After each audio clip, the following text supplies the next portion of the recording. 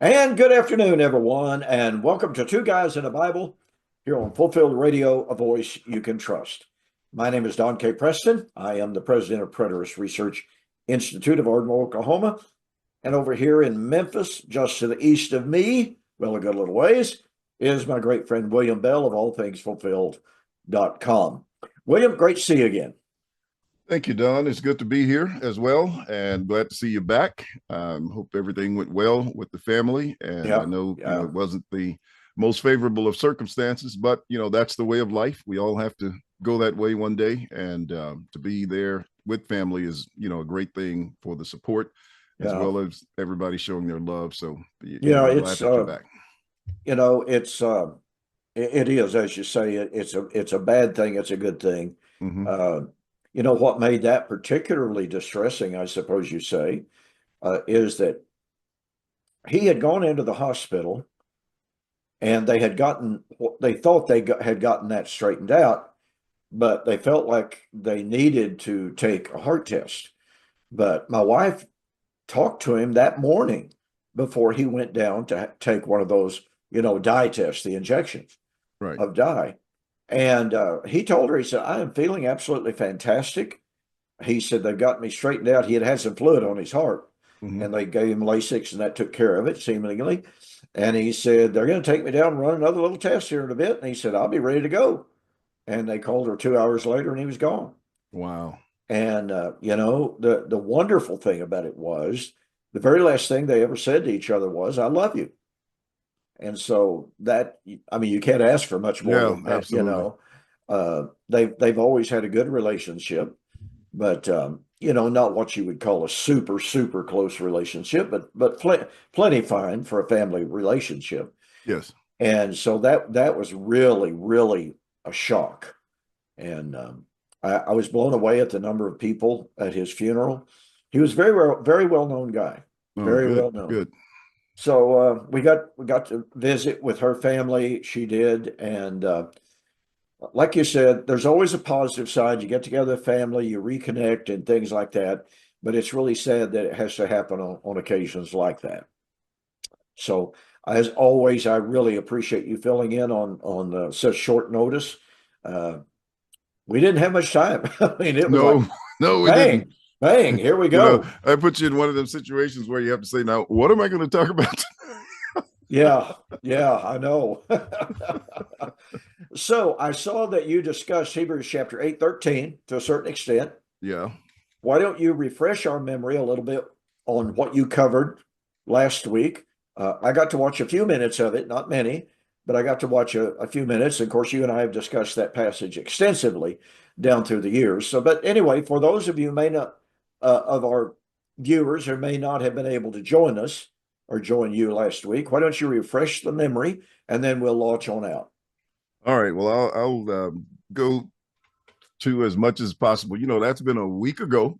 A lot of things have happened since then. And then I had to do it on the spur of the moment, so to speak. So Yeah. it doesn't Well, lodge you well got into the to you the got brain. you got plenty of reserve there, brother. You got plenty of reserve. At any rate, yeah, we talked about I talked about Hebrews 8, verse 13, particularly in the fact that it spoke of the new covenant coming in.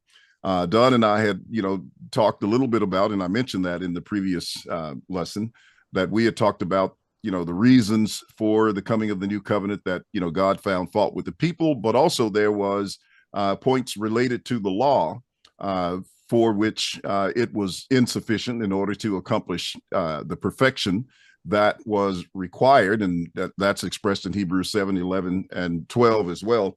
But the idea of the new covenant, and some who believe that the old covenant ended at the time of the cross, which of course is not accurate, but also that he says, that it was becoming obsolete.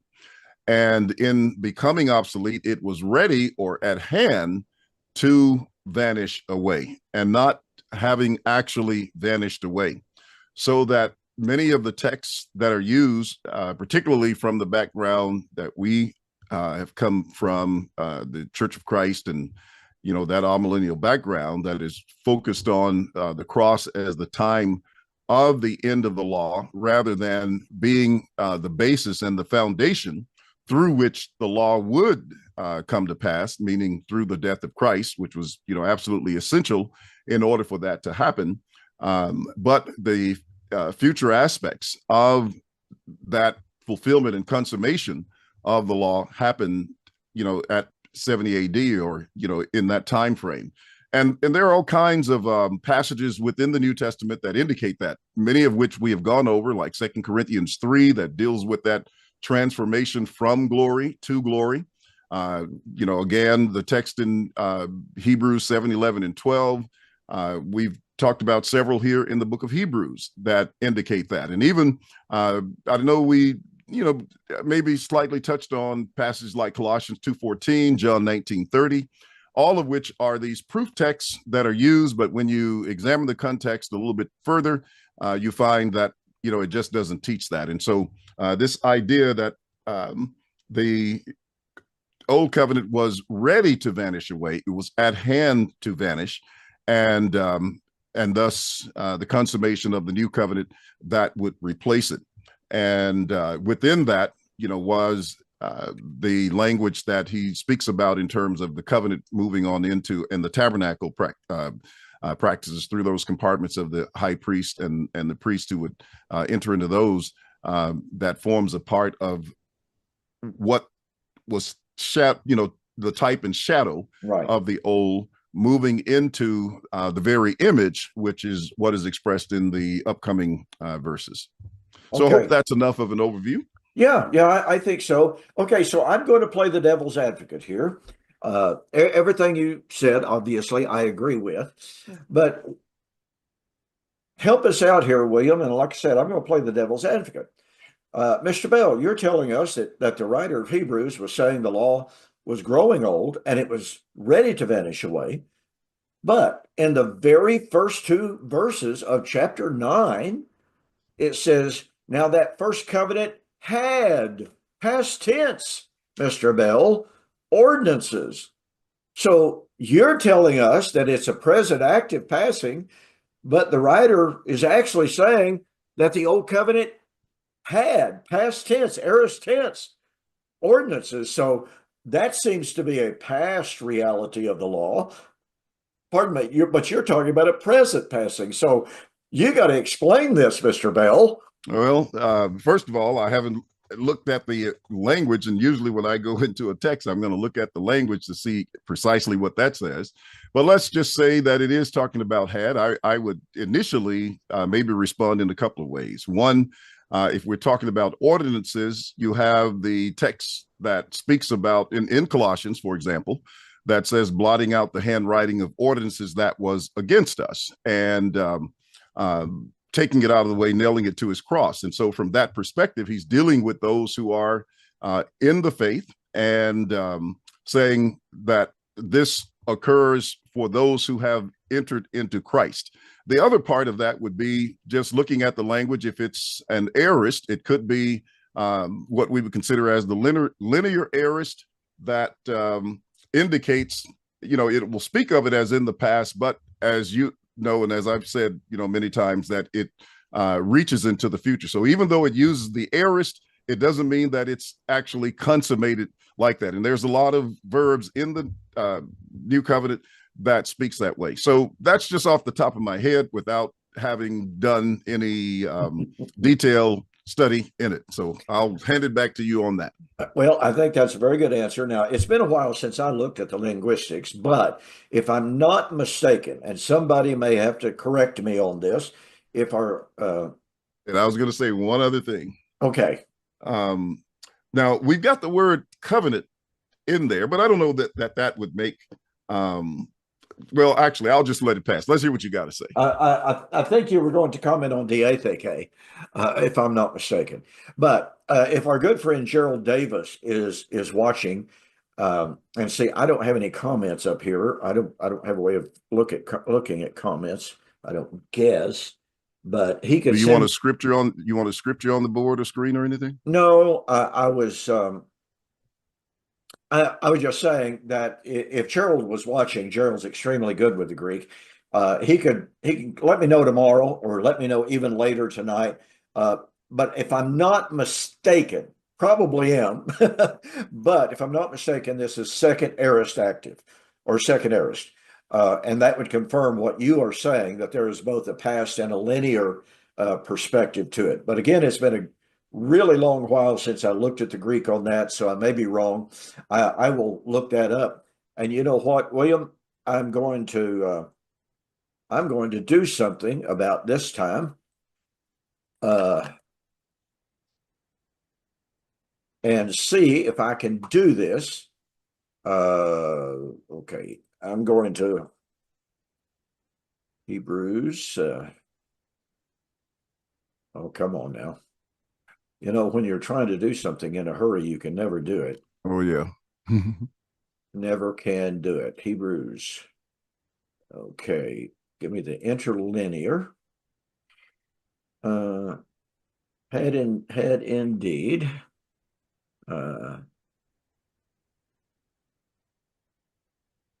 It is, well, what happened there? I don't know what that is. Okay. Oh, it's interesting. It's an imperfect indicative active. Okay. Yeah. That's really interesting. Well, that makes all the sense in the world. It does, doesn't it? It does make lots of sense. So yeah. But I just looked up on Bible Hub, and there are the comments on the right-hand side. And did you do that or did I do that? What's that? Showing up the comments on the right-hand side of the screen. Oh, I pulled it up. I didn't know that it was showing on your screen. Is it? Yeah, it is now. Yeah. Wow. I just looked at it. I thought I was looking at it in the background, just trying to follow. Yeah. No, it's showing up on the right-hand side of my screen. Oh, okay. Well, I'll close it out. I No, wasn't trying. that's perfectly fine. I mean, if people want to make comments, and I can already see that we've got one fellow that's nothing but a, well, I won't make any comment on that. So anyway, so I think what we have to understand, and this is brought out by that imperfect active there, is something that you and I have discussed on, many, many, many occasions, and that is this already, but the not yet of the entire first century process of bringing in salvation. And this is something that it seems to me people have a lot of problems wrapping their heads around. And they run over. I well remember in my formal written debate with Kurt Simmons some years ago on the passing of the law. And what Kurt Simmons did, he goes to all of these passages in the New Testament that says they had been saved already. Okay. They had been sanctified. They had been redeemed. That indicated that the law had passed. And he said, I don't need any other text. This is all that I need because all of these passages are in the aorist tense. It's a done deal. It's over and done. Preston is perverting the scripture. Well, when I would produce all of these scriptures that would talk about the same thing, okay, Ephesians chapter 2, 8, 9, for by grace have you been saved. Okay, right. Looking for the parousia and looking for the second coming of Christ who would bring salvation. And the same thing with grace. They had already received grace. Again, Ephesians 2, 8, 9. But they were looking for the grace that was to be brought to them at the parousia. And for every single constituent element that Kurt Simmons said, look at here, see, past tense, or present reality, you can produce a future reality. Mm-hmm. And he called me a false teacher for doing that. Well, interestingly enough, scholars throughout Christianity virtually have recognized this concept of the already, but the not yet. And William, you brought up a few moments ago, and I just figured out why the screen was on the right-hand side. I had accidentally flipped over to YouTube, and that's where all the comments are. Okay. I'm just on the Zoom screen right now. Okay. But anyway, you brought up 2 Corinthians chapter 3. Is this not a classic example of the already, but the not yet of the passing of the law? Just perfect example, and a beautiful one at that. When you look at the context, it's just awesome. You cannot miss the conversation and comments on the ministry of the Spirit versus, or the ministration of death versus the ministry of the Spirit. And as he carries that through, he talks about the one having glory, and then you have to look at the tenses that are mentioned there. You know, they're in the present tense. And then he sums that up in talking about this transformation, this metamorphosis, if you please, from that old covenant body to the new, and from the glory to the more glory, or the more glorious, and that is I think it's a present passive indicative verb in that context. We are being transformed. Yes, we are being transformed, and to overlook that, it just is really just for people to just say that it doesn't mean that, and that's exactly what it's saying in that particular text. But showing you that that's what's happening. They were going through that transformation in the text. And that's what makes it wrong, folks, to run over to passages like Hebrews chapter 9 and says, oh, well, look, it says that covenant had ordinances. Well, had means past tense. Well, then you've got to ignore all of the present indicatives and present passives in 2 Corinthians 3, not to mention other passages, for instance, and you mentioned the fact that people have to ignore the Greek tenses. And I've made mention of this several different times, actually, I think, on this program. Scott McKnight, a scholar for whom I have the tremendous respect, very nice guy, very likable. I had the opportunity to visit with him in Oklahoma City a couple of years ago, had the opportunity to give him a couple of my books. He promised to read them, but I've never heard from him. So, makes you wonder about it. But anyway, Scott McKnight, in his commentary on Colossians, which in a lot of ways is excellent, he comes to Colossians chapter 2, and Paul says, let no man judge you in respect of new moon, feast days, and Sabbaths, which are, present active, a shadow of the good things about to come, as you know. And Scott McKnight says, these Greek tenses have perplexed the scholars. They don't know how to deal with the present actives and the future of Melontes. So what they do is, this is his words, they reimagine the Greek tenses. How is that possible? Yeah.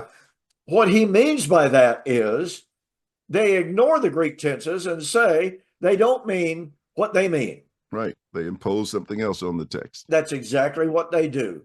And I mean, you read it, you read his commentary, or you read that comment, and you're going, you're just making up a bunch of words to explain how commentators pervert the Greek text. You're trying to justify it. And it's really quite staggering to me. And William, I remember, you mentioned a few moments ago, the fellowship in which we were raised, the Churches of Christ, all millennial world. And one of the fundamental doctrines of that view is, guess what? The law itself was nailed to the cross. That's how that verse is viewed almost without exception. Now, that's changing, as you well know. There are more and more men coming to understand that's not really what Paul said. And by the way, folks, let me recommend that you go to my website, donkpreston.com. There's a wonderful article on there by Dr. Dallas Burdett. Dr. Burdett taught Greek. He taught Hebrew at the university level. Excellent scholar. And he wrote a really, really great article on the linguistics of Colossians chapter 2, 16 and 17, pointing out it's just a linguistic error to say that Paul was talking about the passing of the law, that the law was what was nailed to the cross. So anyway, go there in the search bar, just look up Colossians chapter 2, 14 to 16. So the point of it being, I will never forget when I was confronted, and this is long before I ever knew Dr. Burdett, not only as a brother, but as a good friend. I was studying this, in the late 70s in Shawnee, Oklahoma, as I was just begun my scatological studies. and I had my Greek text out in front of me, and I'm certainly not a Greek scholar. As I say all the time, I know enough Greek to make me dangerous. And so, but I do know how to use the Greek resources just like you. You're better at it than I am. So I'm looking at it, and it dawned on me, wait a minute. This is present active. And I had been studying the significance of mellow. And I saw that it was mellow in the infinitive. And it was like, wait a minute, Preston, how can you say on the one hand, the law was nailed to the cross, therefore don't let anybody judge you in respect to new moon, feast days, and shadow, and then turn right around and say that the new moons, the feast days, and the Sabbaths were still present, active, indicative shadows of what had not yet been fulfilled. Mm-hmm. I mean, it was one of those, one of those astounding moments. You feel like you've been hit up against the side of the head with an 8x8, not a 2x4, but an 8x8, and you're just going, I can't believe I missed it so badly. It's laying right there. What happened to all of these men that I considered my theological heroes in the churches of Christ, who either were themselves ignorant of what it said, or they were glossing right over it, which is worse. And I was literally stunned to discover that. One of those revolutionary moments, in our theological journey, as we continue to see, this is not what I was taught, but that is what it says. And then when you go to the commentaries, and like I said, when you read things like Scott McKnight said, oh, we got to reimagine the Greek tenses here. And then you go to other commentaries more in line with our fellowship, and they don't even mention the Greek tenses. Yeah. It's like they didn't even exist.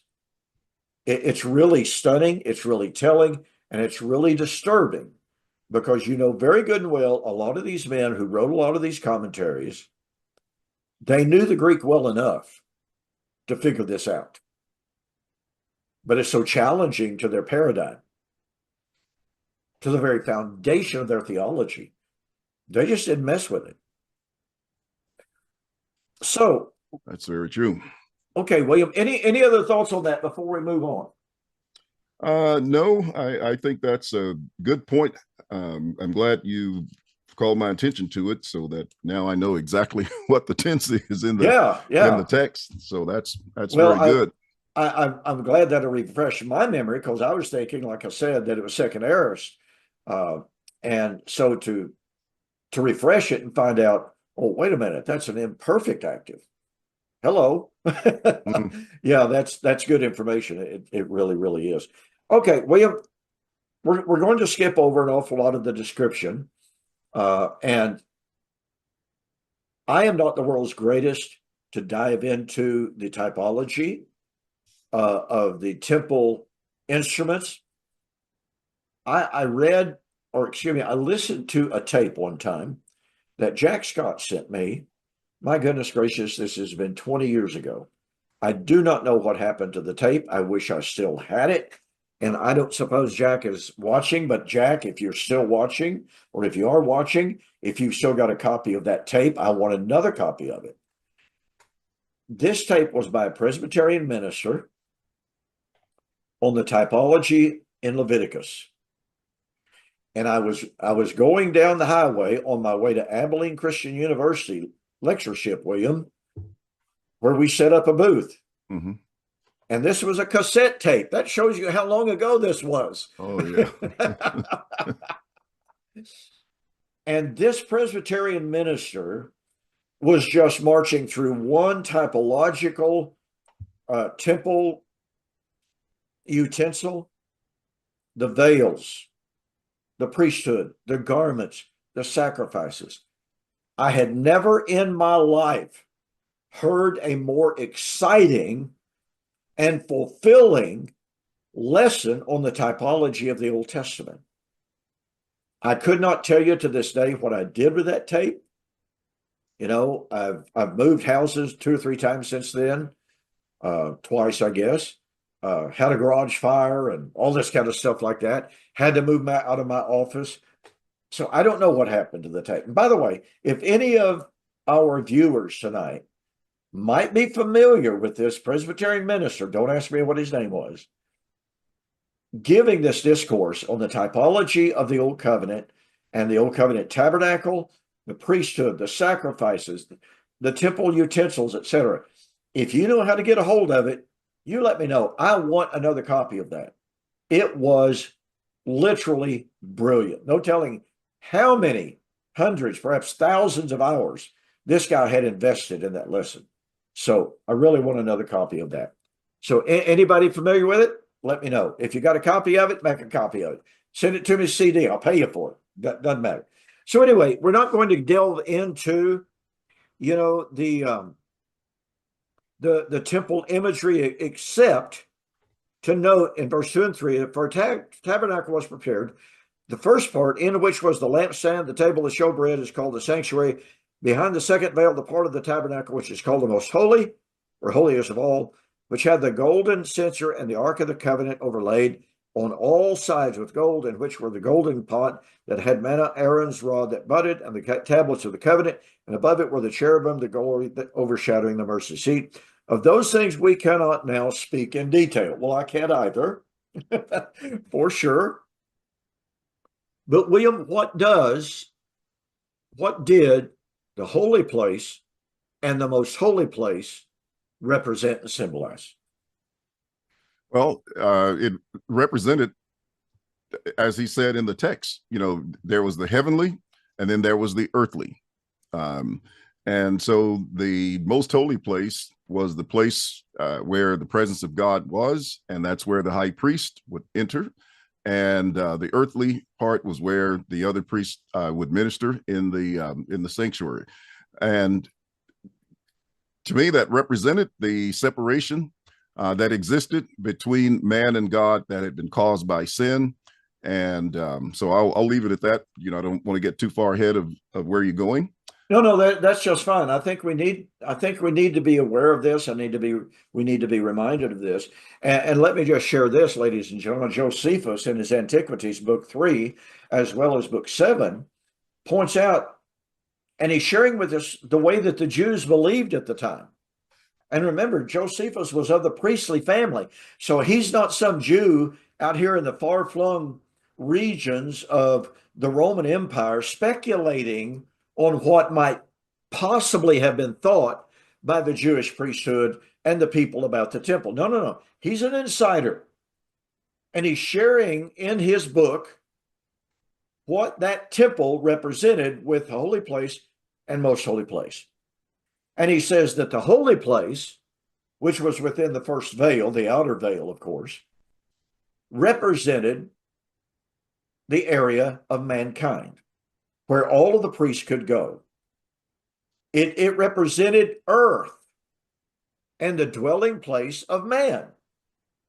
And then there was the veil, woven with all manner and sorts of, it had the glorious colors of creation to represent earth, wind, fire, and water. It had the purple, the silver, the gold, etc., etc. And inside was the most holy place. And he says that was the place reserved for God. That's where God dwelt. And it was unapproachable except by one man, one time a year, who went in there on the behalf of the people. So that, in a nutshell, is what the Jews saw and believed about not only the tabernacle, but the temple. And William, tell us again what that veil represented. The veil represented the separation between the two, the separation between heaven and earth, the separation between that part that was represented for man versus the part that was represented for God. All right. So the veil was a separation between God and man, to put it in the simplest of terms. Yes. Okay, William, we have been involved, we are involved in a discussion of the Messianic temple. As we have shared so many times on this program, in dispensationalism, there is the belief that soon, very, very soon, of course, we're told, and we've been being told that for, however, how long, but over and over and over, we're told this is the generation that's going to see the rebuilding of the Jerusalem temple. By the way, as a very quick digression here, what most dispensationalists don't like to herald, they don't like to broadcast it and advertise it is, but what they're actually looking for right now is what I call the Antichrist temple. Because in the dispensational world, they believe the church is going to be raptured out of here, just like certain people in the preterist movement claim that the church was raptured out of the church in 64, 65, or 66 AD, depending on which day they're writing. But anyway, but the dispensationalists say as soon as the church is removed from the world, God begins dealing with Israel once again. Only the trouble of it is, this is the irony of this. This is supposed to be the time in which God is dealing with man, but this dude that we call the Antichrist, the man of sin, actually jumps up, and he's the one that's dealing with Israel. Isn't that ironic? Isn't there something wrong here? Most definitely. There's got to be something wrong. Interesting concept. Yeah. So the Antichrist makes a covenant with Israel, and obviously at the present time, he's got to make a covenant with the Muslims as well to allow the temple in Jerusalem to be rebuilt. He's the one that finances it. He's the one that sponsors it. In other words, he's the one that builds it. Now, there are Jews involved. Yeah, I'm not just denying that. So, folks, let it soak into you that in the dispensational paradigm, what they are actually looking for is the Antichrist temple that will stand from the time of the rapture until the midpoint of the 7-year tribulation period, as they call it. And then in the midpoint, 3.5 years into that period of time of peace and harmony between the Antichrist and the Jews, he breaks his treaty with Israel and begins to persecute them. Now, we're never told, as far as I'm aware, I don't remember ever reading it. I've never read anybody explain why the Antichrist, would suddenly break his covenant with Israel that had stood for 3.5 years. Don't know why. We're just told that he will. So it is then that he begins to persecute the church, the Jews. But at the height of the Great Tribulation, the Jews cry out to Jesus. He appears the second time, destroys the Antichrist, and then Jesus rebuilds the builds the Messianic temple. But again, let me emphasize this, ladies and gentlemen. When the dispensationalists talk, oh, they're getting ready to build the third temple. Folks, they're talking about the Antichrist temple. Why would anybody be excited about that? Because after all, with the rebuilding of the Antichrist temple, 3.5 years later, 3/5 of the world's population is going to get wiped out, and 2/3 of the Jews are going to get killed. And we're supposed to be excited about this? There's something wrong with a system that is literally drenched in blood in its eschatological expectation. So here's the point that I really want to get to, William. In the dispensational theme of things, they tell us that now, in Christ, we have access to the Father. When we die, we go directly to be with God in heaven. Well, isn't that going to the most holy place? Yes. Okay. But in a rebuilt Jerusalem temple, as they envision it, guess what's restored? The veil of the temple. What does that say to you, William? Well, it says it just reverses everything that gets accomplished at the coming of Christ, at the time of fulfillment, and it places the barrier back between man and God. And that's really not good. It defeats the whole work of Christ. Yeah, I mean, why? This gets back to the idea, and you and I, we mentioned this briefly in other programs. Why would anybody anticipate with eager expectation the rebuilding of a temple, which in and of itself represented the barrier between Jew and Gentile? Okay. And yet, Dwight Pentecost, one of the most famous writers in all of dispensationalism, said, while it's true that right now in the church, there is unity of oneness between Jew and Gentile, there are no distinctions. That is not the way it will be in the millennium. He was openly stating it. And you're going, why would I want this? Why would I want to be literally, as Dwight Pentecost says, in the millennium, the Gentiles are going to be the slaves of the Jews. He openly says that. We're supposed to be eager about this. And so you just go down the line.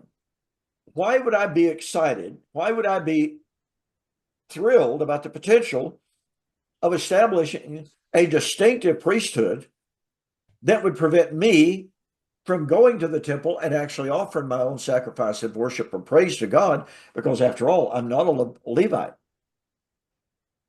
I would have to go through a Levite again. What is there about having to offer bloody animal sacrifices that should get me really excited about a future messianic temple? I'm not what you call squeamish, but I don't want to do that.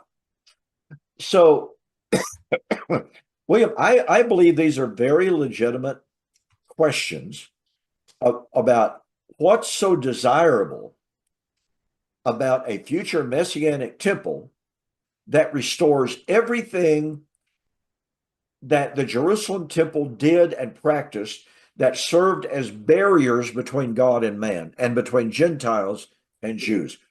Why would that expectation be in any way exciting? Share with us. Just go. Well, I can't see how that would be exciting to anyone who understands, what being in God's presence is all about.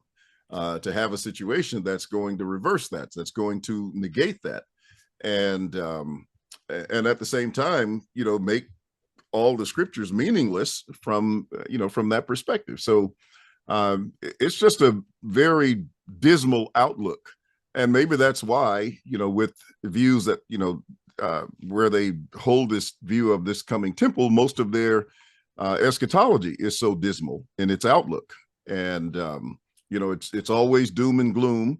And then at the end of it, you get a situation that you can't live with, and you got to get rid of pretty much as soon as you get it.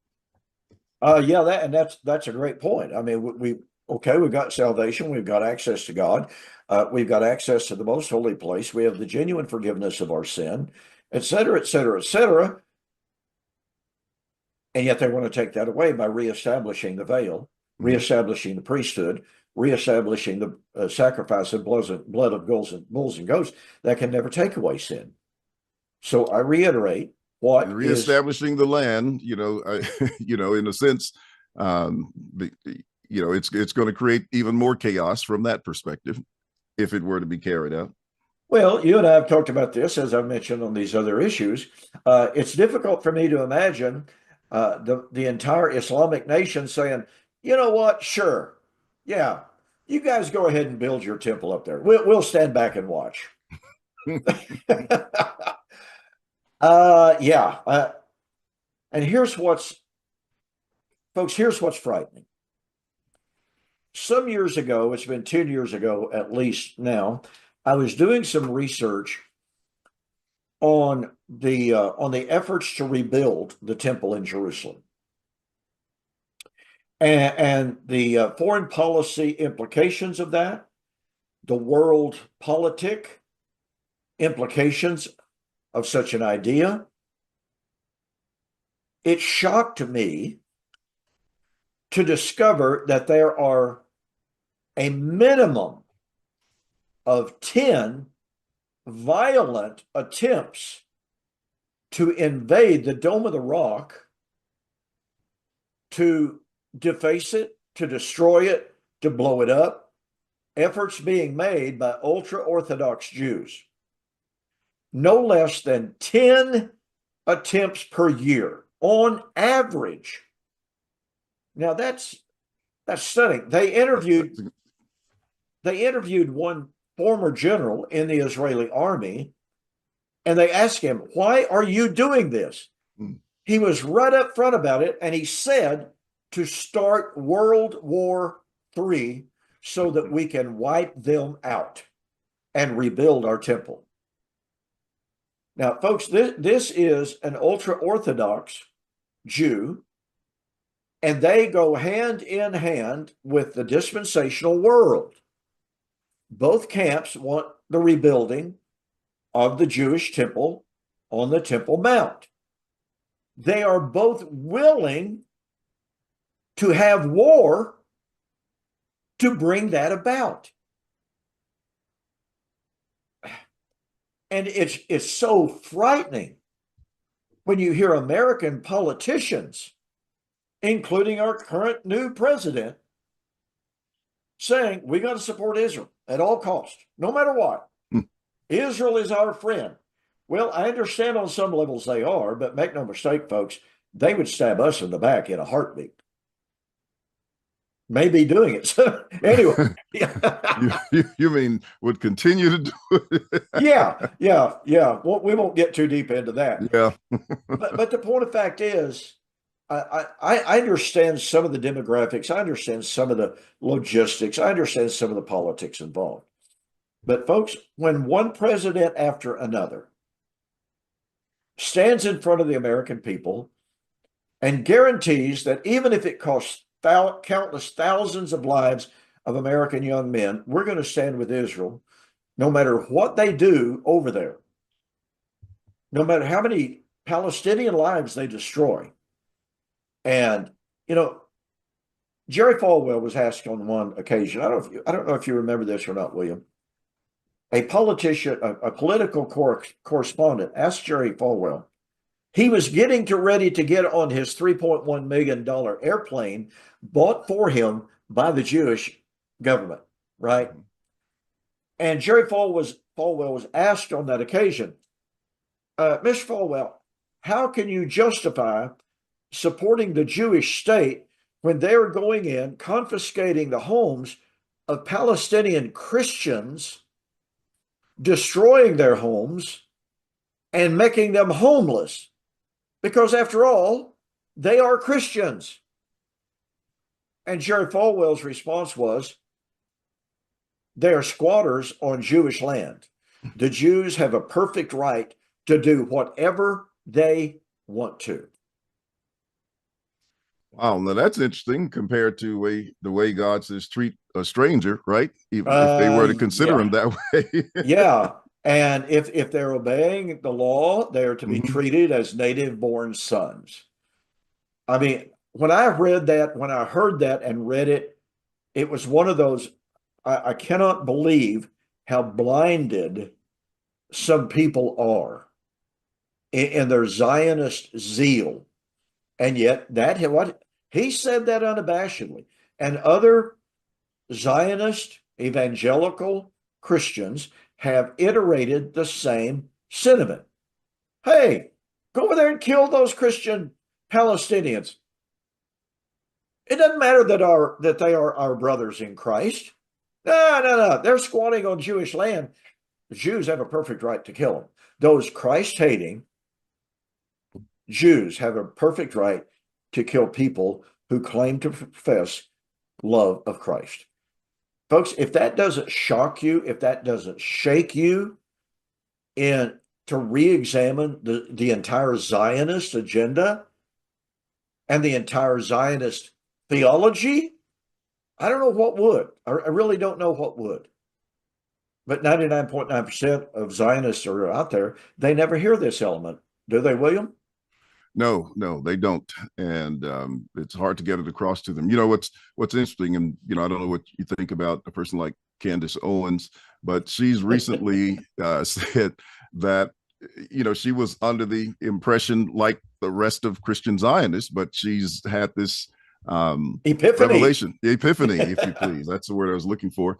And now, man, she is hitting it hard. And she says, I don't care what they do to me. I've even watched shows where they have, basically fired person after person, for comments that they make, even, Yeah.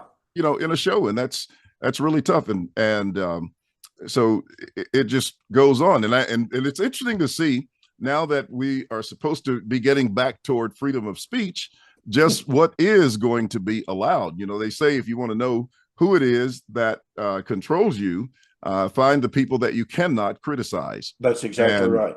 And so there's a lot of censorship that was going on from that perspective. But even, at the start of the campaign, I looked at, when they had this whole list of about 8 or so candidates, maybe more, I don't know, but one after the other, it was all full support for Israel. And and I'm saying, is there at least one person who thinks, but there's a lot of campaign money that goes into that, and that's how people say things are going. But anyway, I'll leave it at that. It's just interesting that those kind of things happen, and it's all because people don't understand the things that we're saying here about the end of the old covenant, the end of national Israel, and they're still hoping and wanting to build temples, wanting to bring about this salvation of Israel that they have misaligned in terms of the time of the scripture. Yeah, and to pick up on that as a corollary thought, about how people get so excited about a coming messianic temple. We've discussed this earlier, but it's worth bringing back up again because I still confront people, and people confront me. I had somebody, it was like 2 weeks ago, somebody brought this up in a Facebook conversation with me. They private messaged me, and you're just all wet because here's what's happening. You're just blind. Don't you realize they've got 5 red heifers? And I'm going, oh no, here we go again. Oh my goodness gracious. Every few years, ladies and gentlemen, if you watch the news, you don't even have to watch it all that often. You'll sooner or later come across it. They announce, okay, they found some red heifers. And that means the end of the age is at hand.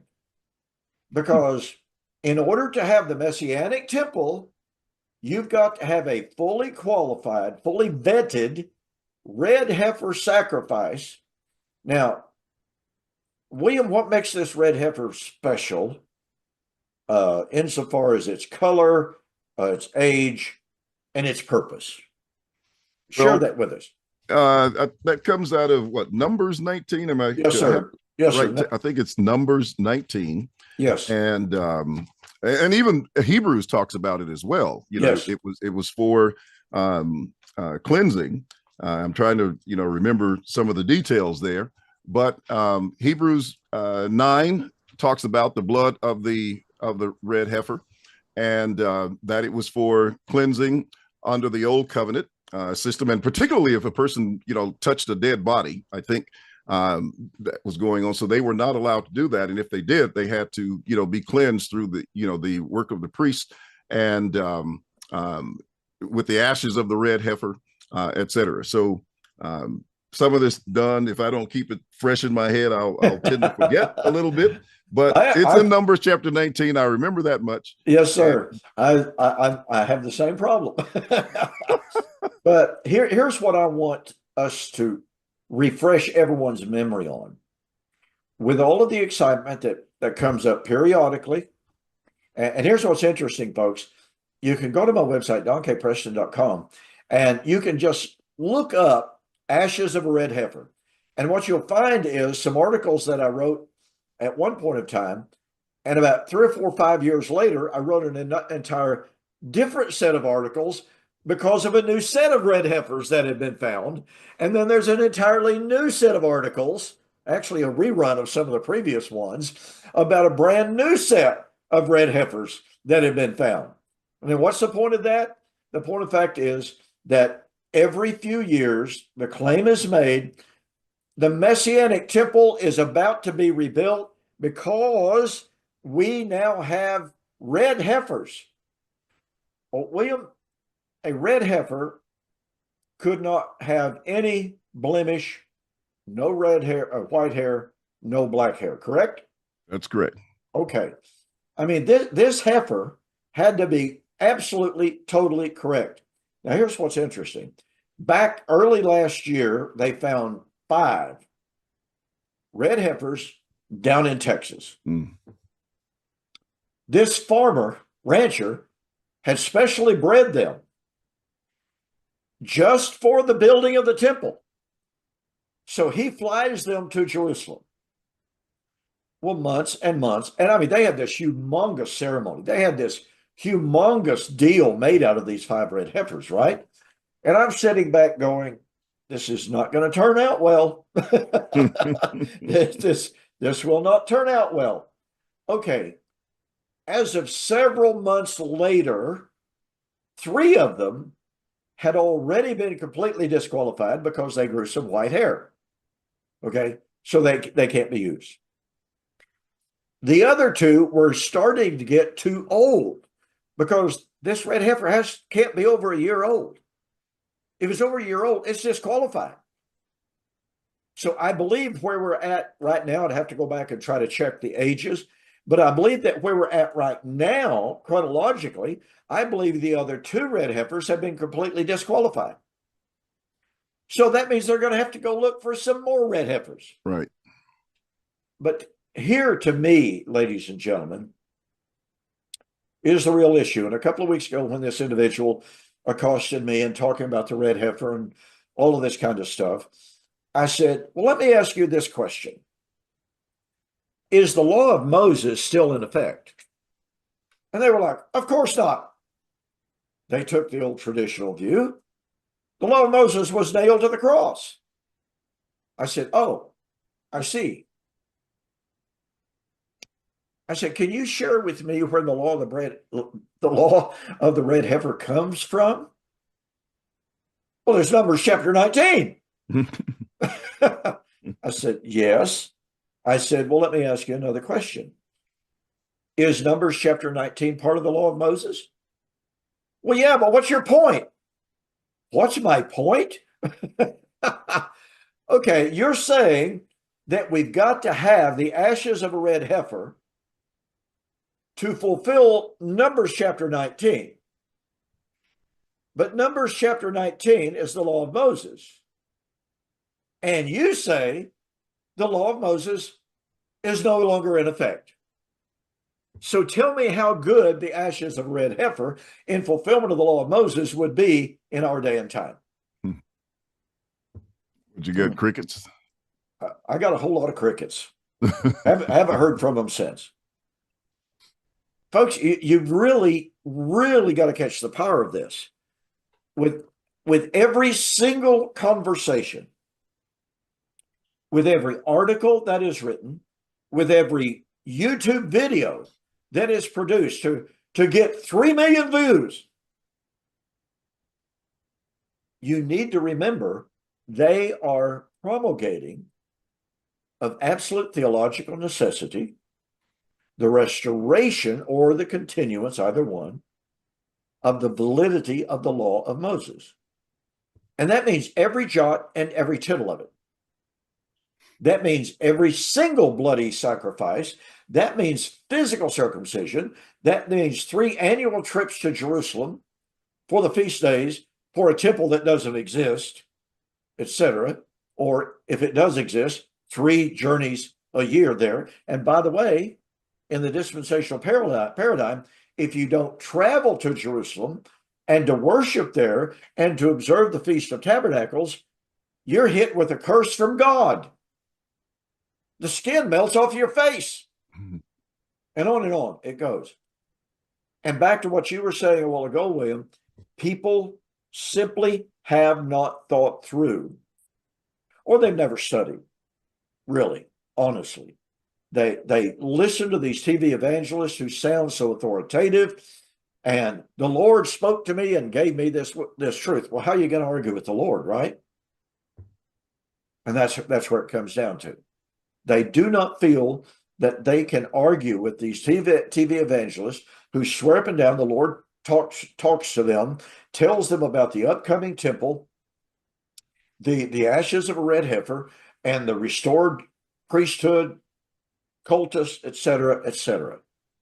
When basically all they have to do is spend a little bit of time studying and thinking, and they would categorically reject it. And William, this to me is one of the reasons why I find covenant eschatology so thrilling, so gratifying, and so liberating. Don't you feel the same? I know you do. Oh, obviously, yes. I mean that is.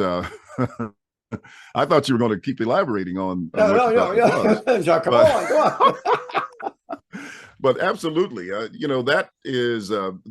First of all, even when you think of it from the original fulfillment with the bondage of the law, you just think of all those passages where, for example, Jesus talked about, come unto me, all you that labor and are heavy laden, and the yoke of bondage that's being taken off them. Peter talked about it in Acts chapter 15.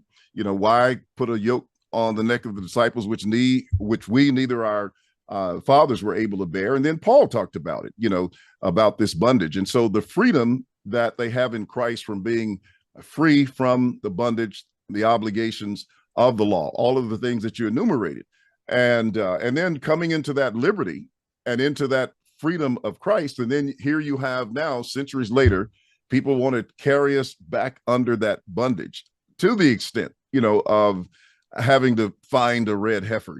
I think the best place to put that red heifer is on the dinner table, really. There you go. Absolutely. I agree 100%. But anyway, that's the idea. And it's a very liberating thing to see that, you don't have to deal with that situation. And, just imagine what, those disciples felt then, and the freedom that people have in Christ today from that liberation. And then with people trying to push you back into that, all of the tension that it's causing, not only individually and with churches, but as you also said, politically, the amount of just turmoil and frustration, the wars, because a lot of these things, look, you go into that and you study it and you'll see where they had marked out, these are the countries that we're taking out. And they were taking them out for Israel's sake. And even Netanyahu gets on, recordings and says this and tells the U.S. this. And so there they go, taking out one country after another. So it causes so much devastation. It causes so much death and destruction that it's just a sad thing. And so it's so very important to make sure that people understand that freedom that we have in Christ. Yeah, and to pick up on that, I think it was Peter, Acts chapter 15, if I'm not mistaken, Mm-hmm. As they discussed whether or not the Gentiles were to keep the law of Moses in order to be saved. And Peter said, or James said, that it was the determination of the Jewish Jerusalem Council that they put on the Gentiles no yoke that neither we or our fathers were able to bear. That's how the Jews viewed it, ladies and gentlemen. Now, if these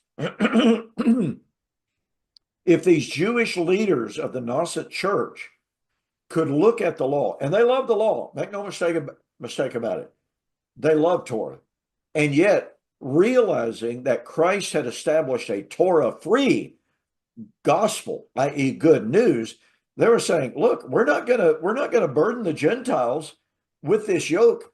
We haven't been able to bear it. We can't keep it perfectly, and our fathers couldn't keep it perfectly." That gives you some insight, and it raises the question once again. Okay, if they considered Torah a burden, these Christians considered Torah a burden, why would anyone want to re-burden either Jews or Gentile Christians with that burden? It just makes no sense.